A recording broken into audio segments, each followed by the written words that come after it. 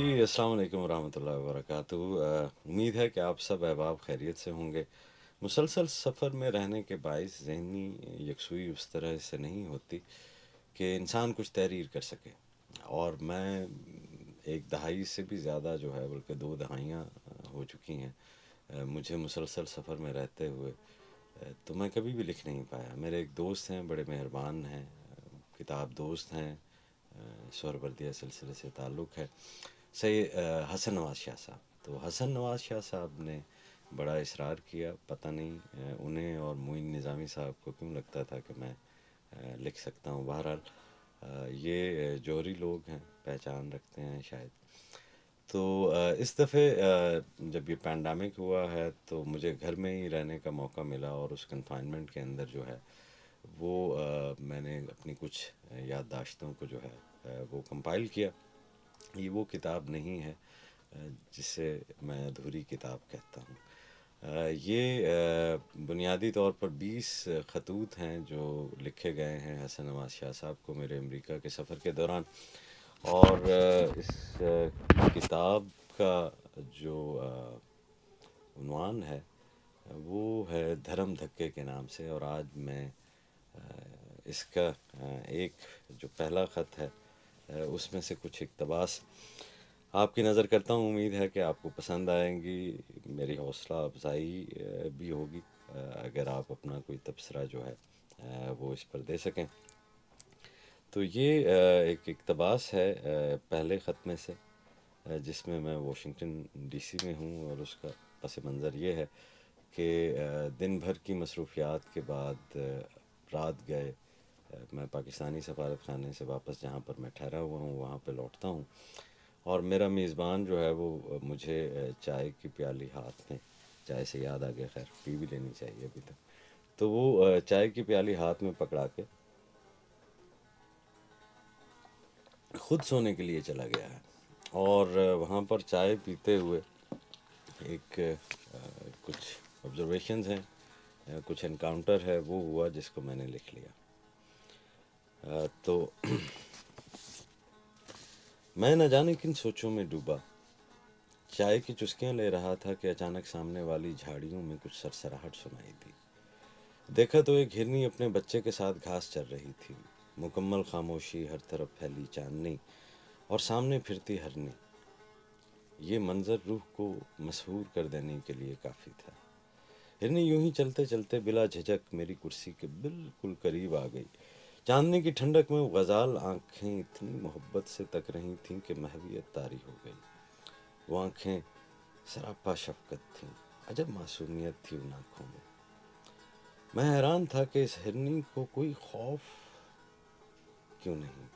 मैं हाथ में चाय का कप पकड़े कुर्सी से उतर कर ज़मीन पर बैठ गया। मेरी इस हरकत से वो खाइफ नहीं हुई, जहाँ खड़ी थी वहीं खड़ी रही। जब मैं ज़मीन पर पूरी तरह बैठ गया तो वो आहिस्ता आहिस्ता कदम उठाती मेरे बिल्कुल करीब आकर खड़ी हो गई। इतना करीब कि अगर मैं हाथ बढ़ाता तो उसकी गर्दन दबोच लेता। उस हिरनी की आंखें बोल रही थी। ये हज़रत अमीर खुसरो वाले आह्वान सहरा के कबील से बिछड़ी कोई हिरनी लगती थी। हम आह्वान सहरा सर खुद निहाद बरकफ ब उम्मीद के रोज़े व शिकार ख्वाही आमद। वो जैसे मेरे ख्यालात भांप गई हो। उसकी आंखें मेरे साथ हम कलाम हुई। दरवेश, मैं आह्वान सहरा से नहीं, मैं इन पहाड़ों से हूँ। तुम इसलिए हैरान हो रहे हो कि मुझे बावजूद इस बात के इल्म है कि इंसान हिरन को शिकार करके खा जाता है, तुम्हारे इतना करीब क्यों आ गई हूँ। मैं तुमसे खाइफ क्यों नहीं हूँ, मैं सहमी क्यों नहीं हूँ, मैं डरी क्यों नहीं हूँ। तो सुनो, मोहब्बत चाहे कितनी ही नाजुक अंदाम क्यों ना हो, और उसके मुकाबल नफ़रत चाहे कितनी ही सख्त गिर और ताकतवर क्यों ना हो, एक ना एक दिन मोहब्बत की नरमी से नफ़रत की सख्ती मोम हो जाती है। मुझे भी तुम्हारी तरह दीदे हक की आरज़ू रहती थी। फिर एक मर्तबा मेरे शौक़ और तड़प को देखते हुए जंगल की सबसे बूढ़ी और सियानी हिरनी ने मुझे एक पहाड़ी के बारे में बताया। پہاڑی کی چوٹی پر وہ مقدس حق رہتا تھا۔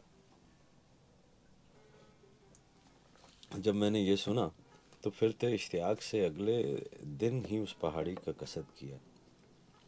راستہ انتہائی خطرناک تھا، راستے میں مجھے دوسرے جانور ملے، ان کے چہروں سے ہوائیاں اڑ رہی تھیں، وہ سب کے سب نیچے بھاگتے چلے جاتے تھے، کسی نے مجھ سے کوئی بات نہیں کی، ایک نظر مجھ پر ڈال کر نیچے دوڑتے چلے گئے۔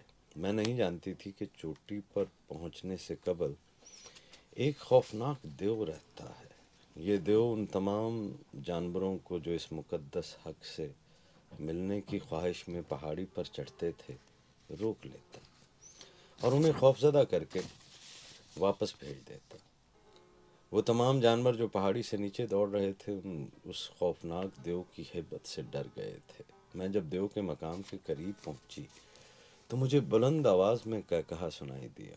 وہ دیو چنگھاڑتا ہوا میرے سامنے آیا۔ وہ جب بولتا تو اس کے منہ سے دھواں نکلتا اور نتنوں سے آگ کے شعلے برآمد ہوتے۔ اس نے مجھے ڈرانے کی بہت کوشش کی، اس نے مجھے دھمکی دی کہ میں تمہیں جلا کر بھسم کر دوں گا، مگر میرے من میں اس مقدس حق کو دیکھنے کی لو لگی تھی، مجھے عشق ہو گیا تھا، میں اس مقدس حق کی محبت میں سراپا محبت بن چکی تھی۔ اس نے اولاً تو مجھے بہت ڈرانے دھمکانے کی کوشش کی، مگر میری آنکھوں میں محبت دیکھ کر وہ پتھر دل موم ہوتا گیا۔ وہ میری آنکھوں میں دیکھتا رہا، جوں جوں وہ دیکھتا اس کا قد گھٹتا جاتا، اور یوں گھٹتے گھٹتے وہ دیو ہیکل دیو اتنا کوتاہ قامت ہوا کہ زمین پر پڑے ہوئے ایک اخروٹ کے مانند ہو گیا۔ میں اپنی منزل مقصود یعنی چوٹی پر پہنچ گئی جہاں وہ مقدس حق رہتا تھا۔ تم انسان ہو، مجھ سے ذہین تر، تم بھی اس مقدس حق کو دیکھنے کی تمنا رکھتے ہو۔ آؤ میں تمہیں بتاتی ہوں کہ نرمی کی طاقت کیا ہے۔ اے درویش سنو،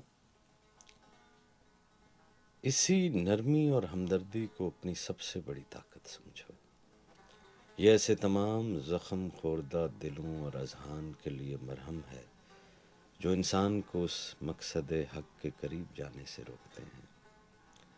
میری جلد پر ان کالے اور سیاہ دھبوں کو دیکھ رہے ہو؟ سیاہی و سفیدی دونوں کو اس پیار سے میں نے رکھا ہے کہ دونوں حالت امن میں ہیں اور اپنی اپنی جگہ خوبصورت بھی لگ رہے ہیں۔ میں آج خاص طور پر تم سے ملنے آئی ہوں کہ تم اپنے اندر وہ گداز اور نرمی پیدا کرو جو دوسروں کے لیے مرہم بنے، لوگوں کو بدلنے کی خواہش ترک کر دو، صرف ان سے پیار کرو۔ لوگ زخمی ہیں، ان کے اندر حقیقی بدلاؤ یہ ہے کہ ان کے زخموں پر مرہم رکھو، ان کے زخم مندمل ہو جائیں گے، جب وہ صحت مند ہو جائیں گے تو خود ہی بدل چکے ہوں گے۔ یہی حال تمہارے اندر کا ہے۔ جب بھی تم اس مقدس حق کے قریب ہونے لگتے ہو، تمہارے اندر چھپا وہ دیو ہر قسم کے منفی خیالات اور رجحانات لے کر تمہارا راستہ روک لیتا ہے۔ میں تمہیں یہی بتانے آئی ہوں، تم ہمیشہ اس خوف کے دیو کا مقابلہ طاقت سے بھی پیار ہے۔ جس دن تم نے اپنے ساتھ ساتھ دوسروں کے اندر اس طلسم کو جسے پیار کہتے ہیں دیکھ لیا، اس دن تم طاقت کا اصلی بھید پا جاؤ گے۔ پیار اور خوف ایک دل میں ہمہ وقت مقیم نہیں رہ سکتے۔